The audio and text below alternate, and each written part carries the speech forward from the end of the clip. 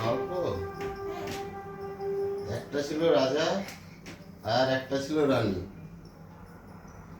যাও, আমি কি গল্প জানি?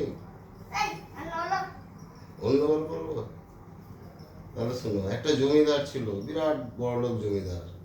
ওর একটা বিরাট বড় ধানের গোলা বানিয়েছিল। হ্যাঁ, প্রচুর ধান। সে ধান খেতে প্রচুর পাখি এসছে, লাখ লাখ পাখি, বুঝতে পারলে?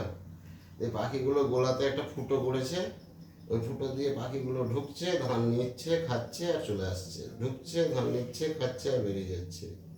বুঝতে পেরেছো? বুঝতে পারলা?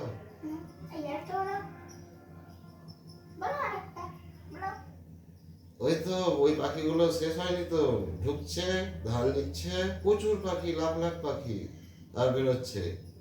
বুঝতে পারলে? এখন চলছে, ওরা ঢুকছে আর বেরোচ্ছে। পাখিগুলো শেষ হোক, ওদের ধান খাওয়া শেষ হোক, এটাই তো গল্প। ওরা ঢুকছে, বেরোচ্ছে, ধান নিচ্ছে, খাচ্ছে।